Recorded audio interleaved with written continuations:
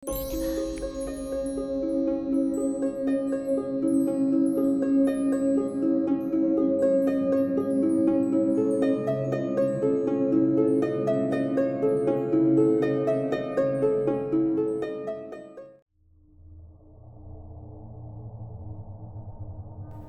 datang dan selamat malam. Ketemu lagi sama Denny, narator Rumah Horor Indonesia. Semoga kalian semua ada dalam keadaan yang sehat dan berbahagia. Malam hari ini ada sebuah cerita dari Bang Hari ya, yang berjudul Pocong Dusun Pinus. Langsung saja. Malam itu aku merasa lelah sekali. Mataku tak sabar untuk segera tertutup. Saat ini jam menunjukkan pukul 23.00. Aku berjalan bersama dua orang temanku setelah menghadiri tablik akbar serta zikir bersama di kampung sebelah. Alhamdulillah, semua berjalan lancar. Bagiku acara semacam ini adalah penting untuk dilakukan setiap minggu atau bulan. Saling memperkuat ikatan silaturahmi dengan sesama muslim dan menambah ilmu bersama-sama.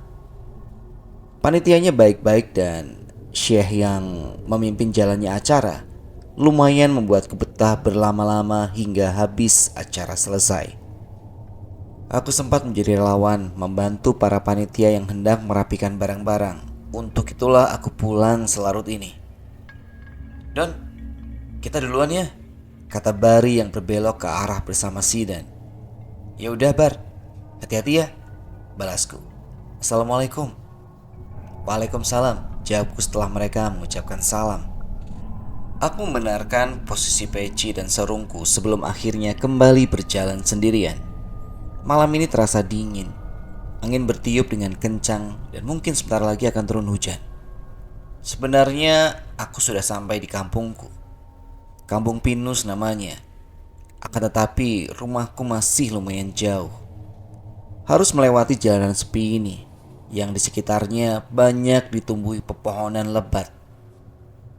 Pepohonan di sini memang masih rindang dan asri. Jarak antar rumah juga lumayan jauh. Wajar kalau malam terasa sangat sepi. Aku berhenti berjalan dan tiba-tiba lampu jalan mati. Jalanan menjadi gelap. Jarak pandangku semakin terbatas.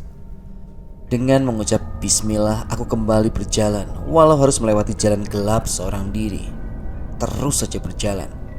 Toh yang mati cuma lampu. Gelapnya tak seberapa. Aku masih bisa melihat untuk berjalan. Beberapa saat kemudian lampu jalan menyala kembali. Hal ini biasa terjadi. Mungkin karena lampunya yang sudah tua jadi suka ngaco seperti ini. Tak apa. Tak ada yang perlu aku takutkan. Aku hanya harus berjalan terus menuju rumahku sambil sesekali melantunkan sholawat agar suasana tidak terlalu sepi.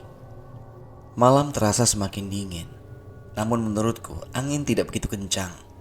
Lantas, mengapa jadi sedingin ini? Aku berjalan semakin cepat sambil memeluk diri sendiri sambil menahan dingin yang semakin menjadi-jadi. Saat aku mempercepat jalanku, aku mendengar suara-suara aneh dari arah pepohonan di kanan dan kiri jalan.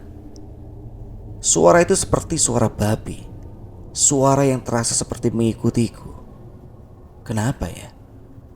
Rasanya agak takut juga membayangkan apa yang ada di balik pepohonan itu. Bisa saja babi hutan yang sedang mencari makan.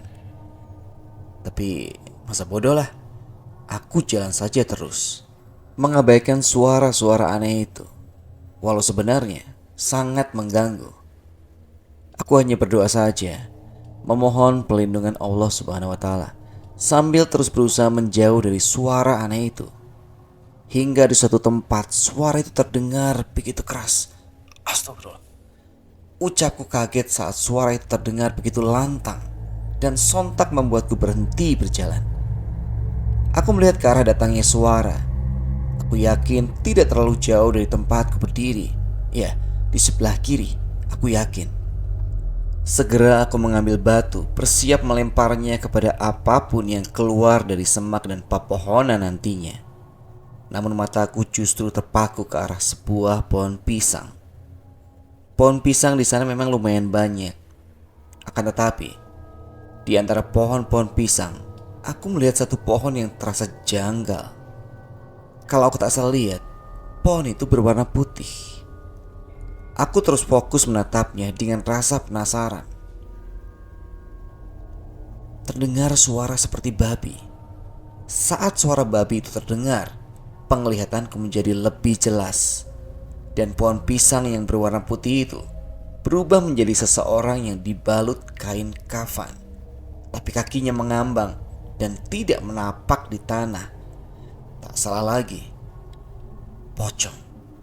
Astagfirullah, ya Allah. Ucapku sambil teriak ketakutan dan perlahan mundur beberapa langkah. Wajah pocong itu terlihat hancur. Aku tak bisa lagi membedakan mana mata, mana hidung. Semua terlihat berantakan. Kulit wajahnya hitam kebiru-biruan. Aku memang tak bisa melihat di mana posisi matanya. Tapi kalau aku perhatikan, aku yakin pocong itu sedang menatapku. Ya Allah, ya Allah, kataku sambil menenangkan diri. Aku menutup mata sesaat, mengatur nafas sambil membaca doa-doa. Kakiku terasa gemetar dan kaku. Aku belum siap untuk berlari karena aku pasti akan jatuh. Aku kembali membuka mata dan pocong itu masih di sana. Setelah mengucap bismillah, aku membaca sebuah ayat dari Al-Quran yang dianjurkan oleh beberapa guruku untuk mengusir setan. Ketika aku melantunkan doa, pocong itu mengulangi bacaanku dengan suara yang serak dan berat. Aku kembali melanjutkan ayat itu, tapi lagi-lagi pocong itu kembali mengikuti bacaanku dengan fasih. Aku semakin ketakutan. Wajah pocong itu masih mengarah ke arahku. Aku juga mulai mencium bau busuk dari pepohonan pisang itu. Aku merasa situasi semakin memburuk. Namun sial bagiku, aku lupa dengan potongan ayat yang terakhir. Aku memang jarang membaca ayat ini, sehingga aku lupa dengan potongan akhirnya. Di saat itulah, pocong itu justru melanjutkan bacaan ayat yang kulupa. Saat aku mendengar potongan ayat terakhir yang dibacakan oleh pocong, aku pun tak tahan lagi dan segera lari kocar-kacir meninggalkan tempat itu. Jujur saja, kakiku masih terasa bergetar. Tapi tak apa, aku paksakan saja. Sepanjang berlari aku tak henti-hentinya beristighfar sambil berzikir. Akan tetapi masih ada suara babi yang mengikutiku. Suara itu semakin membuatku ketakutan. Aku tak ingat lagi dengan istighfar. Aku tak ingat lagi dengan zikir maupun doa-doa. Aku semakin hilang kendali, berteriak-teriak tak karuan.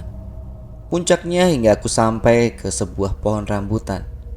Aku masih berlari saat itu, sampai pocong itu tiba-tiba jatuh dari atas pohon dan tergeletak di tanah menghalangi jalanku. Sontak aku terjatuh dan duduk tak jauh dari pocong itu. Aku langsung mengambil jarak. Pocong itu berbaring di tanah menghadapku. Badannya menggeliat dan terdengar seperti suara kesakitan, seperti sedang disiksa. Aku segera bangun dan berlari menuju rumah yang masih agak jauh. Sekuat tenaga aku berlari, dan suara-suara itu sudah menghilang. Alhamdulillah, aku sampai di rumahku. Bajuku kotor semua dengan tanah. Kakiku terasa lemas sekali, dan wajahku terlihat sangat pucat. Beruntung ada istriku di rumah yang langsung membuatku merasa tenang. Tak hanya itu, kantung mataku juga terlihat menghitam. Kata orang-orang, akibat bertatap mata dengan pocong, tapi tidak berbahaya, akan segera hilang dalam waktu cepat. Dari situlah aku berpikir bahwa mungkin saja imanku belum sekuat yang aku pikirkan. Walau aku sudah melantunkan ayat-ayat suci, tapi pikiranku masih berada di bawah rasa takut. Rasa takut terhadap pocong itulah yang malah membuatnya semakin menjadi-jadi. Jadi tak ada gunanya membaca ayat-ayat itu jika aku sendiri masih dikendalikan oleh rasa takut. Dan itulah yang diinginkan oleh setan dan jin. Kalau kamu percaya kepada ayat-ayat Al-Quran yang akan melindungimu, seharusnya kamu tidak ketakutan toh, ucap guruku beberapa hari setelah kejadian pocong itu. Jadi ada hikmah yang bisa diambil, yaitu setan tidak takut dengan ayat-ayat suci, tapi lebih takut kepada orang beriman.